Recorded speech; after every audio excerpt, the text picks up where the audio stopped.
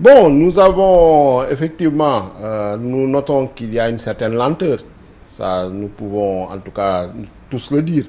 Et je pense que le président de la République, la dernière fois, en marge de l'Assemblée générale des Nations Unies, il a également a eu à le constater. Il a eu même à interpeller le FMI à ce sujet-là. Maintenant, le plus important, c'est que nous n'attendons pas le FMI. Nous avons décidé de lancer le plan de redressement économique et social qui sera financé à 90% par des ressources endogènes. Et à travers ce plan de redressement économique et social, on cherche près de plus de 5 000 milliards. Donc, ce n'est pas les ressources qui sont attendues du FMI. Ce qu'on attend du FMI également, si le programme est conclu, ce sera une aubaine, mais ça ne va pas régler tous nos problèmes. Maintenant, il faut dire que le FMI a une autre fonction, une sorte de fonction un peu de donner une caution internationale au Sénégal pour lui permettre de s'engager auprès de certains bailleurs de fonds, qu'ils soient bilatéraux ou multilatéraux. Mais déjà, la coopération bilatérale, actuellement, avec des pays, on a vu lors des derniers voyages du président de la République et du Premier ministre, en Chine, en Turquie, aux Émirats arabes unis et dans d'autres pays de l'Asie du Sud-Est, permet au Sénégal, en tout cas, d'avoir des perspectives très prometteuses.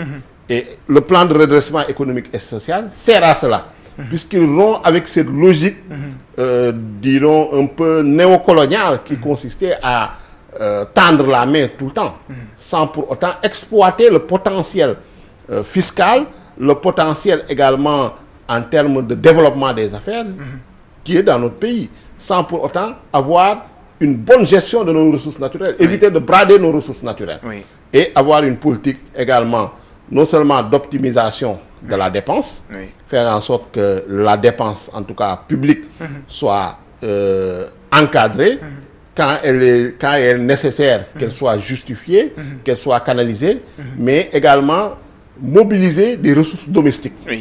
Et trouver également d'autres financements de ressources endogènes par rapport à l'appel public à l'épargne, la finance islamique, l'appel à la diaspora également. Donc tout cela, je pense que nous permet en tout cas d'être en position, je dirais, confortable pour discuter avec le FMI, comme tout État souverain doit le faire. Ne pas être vraiment dans une position, je dirais, d'être prise en otage. C'est ce qu'il faut éviter. Je pense que la stratégie du gouvernement est la bonne.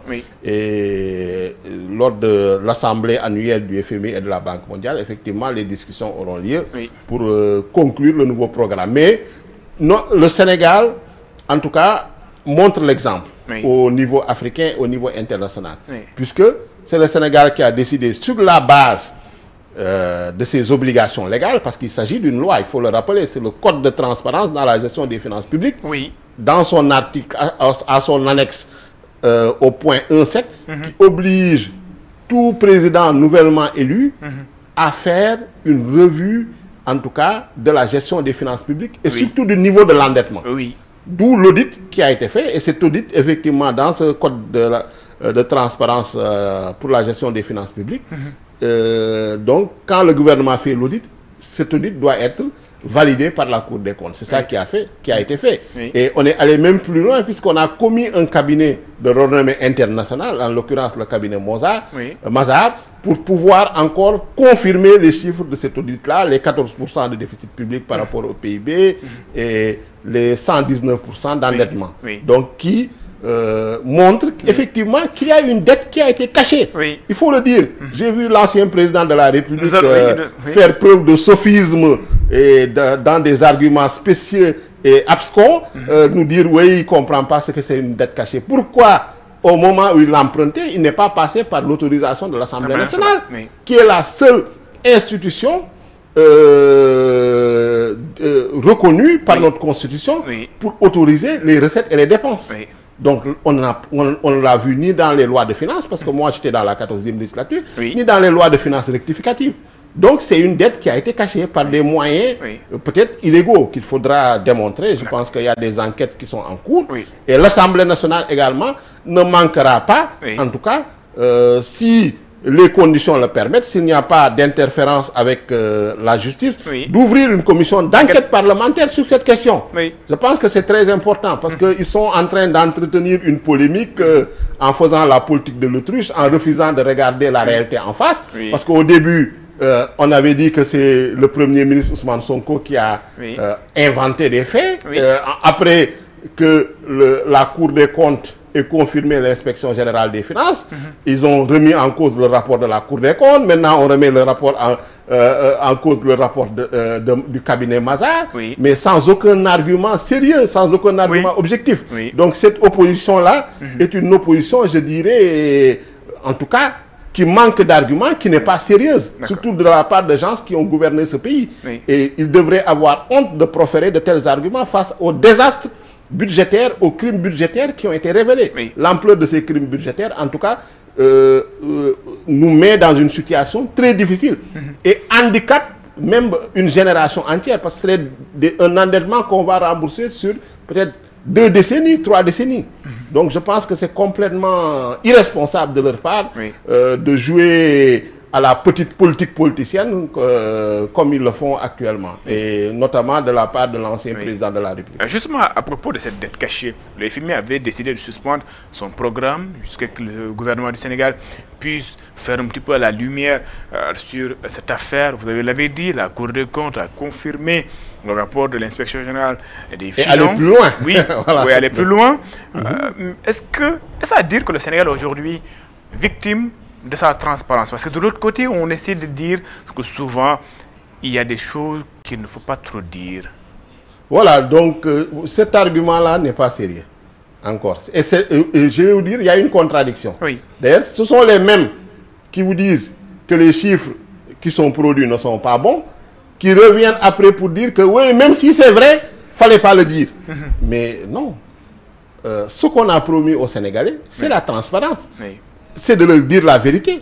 Le président de la République, Bassirou Diomaye Faye, le Premier ministre Ousmane Sonko, ils ont en tout cas sollicité la confiance des Sénégalais sur cette base-là. Donc le mandat est un mandat très clair. C'est ce que le président de la République a converti dans un slogan, en tout cas devenu célèbre, Djubal Djubanti. Eux, ils étaient dans une autre approche de l'opacité, dans une approche de l'enfumage, dans une approche du tape à l'œil, mais qui s'est révélée par la suite désastreuse.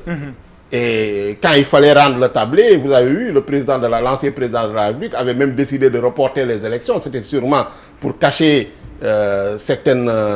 certains travers, certains écarts, mais bon, heureusement que le peuple sénégalais s'est mobilisé pour empêcher ce funeste projet de report des élections.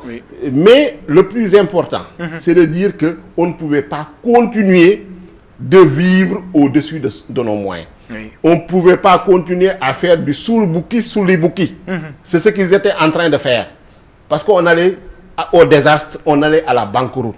Là, nous avons assumé en publiant les vrais chiffres et en disant aux Sénégalais, voici la réalité, et également à l'administration. Le dit maintenant, il faut vous conformer aux textes pour lesquels, aux textes légaux, aux textes, aux directives de l'UEMOA, au règlement de l'UEMOA, aux normes internationales auxquelles nous avons souscrit volontairement, parce que personne ne nous oblige d'adopter des lois. Personne ne nous oblige de souscrire aux normes internationales en matière de transparence, en matière de bonne gouvernance, en matière de reddition des comptes, comme le code de transparence dans la gestion des finances publiques, la loi organique relative aux lois de finances. Mais si on les adopte, il faudrait qu'on puisse les respecter. Je ne comprends pas cet argument qui vise à absoudre, en tout cas, les fauteurs, ceux qui ont commis des fautes, en disant que oui, c'était bien de cacher la vérité aux Sénégalais, c'était bien de maquiller les chiffres, c'était bien de tripatouiller les données budgétaires. C'est complètement surréaliste, c'est complètement inopérant. Ça en tout cas, ce n'est pas durable.